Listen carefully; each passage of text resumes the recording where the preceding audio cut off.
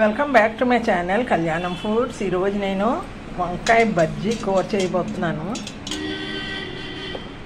నా దగ్గర ఈ తెల్ల వంకాయలు మూడే ఉన్నాయి, అందుకనే వైలెట్ కలర్ కూడా కలిపి కట్ చేస్తాను.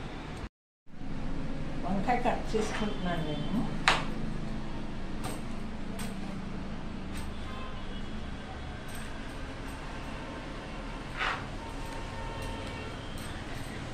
కట్ చేసిన తర్వాత ఉడకబెట్టుకోవాలి.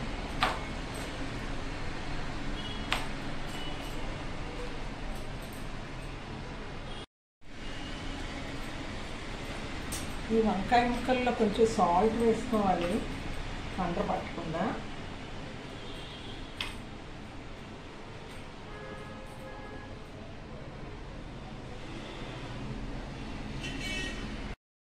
సాల్ట్ వేసుకున్నాను కదా,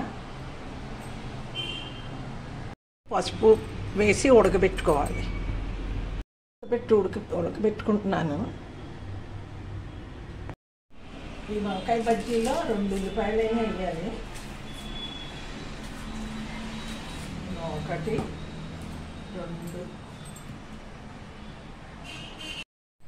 బాగా కడిగేసుకున్నాను ఉల్లిపాయలు.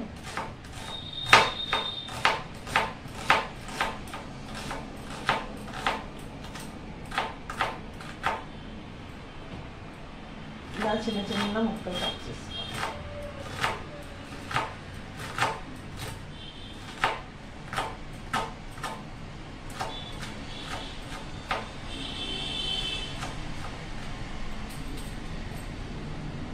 చూడండి, 2 ఉల్లిపాయలు కట్ చేసాను. దీనికి మనం నిమ్మకాయ సైజ్ అంతా చింతపండు నానబెట్టుకోవాలి. కొంచెం ఆయిల్ వేస్తున్నాను. స్పూన్ మినప్పప్పు, 1/2 స్పూన్ ఆవాలు, కరివేపాకు, శనగపప్పు.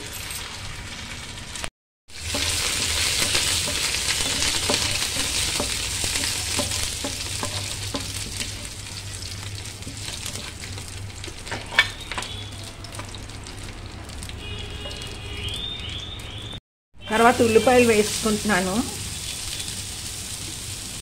ఇప్పుడే ఉడకబెట్టిన వంకాయ వేసుకుంటున్నాను.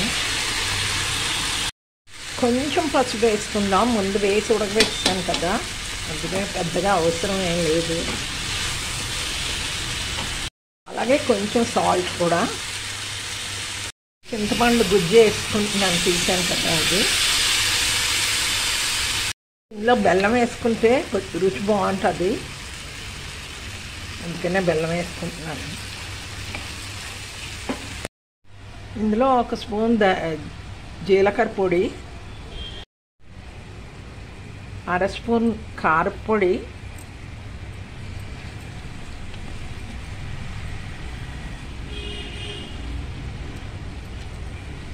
చింతపండు వేసాం కాబట్టి ఉప్పు సరిపోయిందో లేదో చూసి వేసుకోండి. చింతపండు వేయగానే చెప్పబడిపోతుంది కదా. 1/2 స్పూన్ జీలకర్ర పొడి,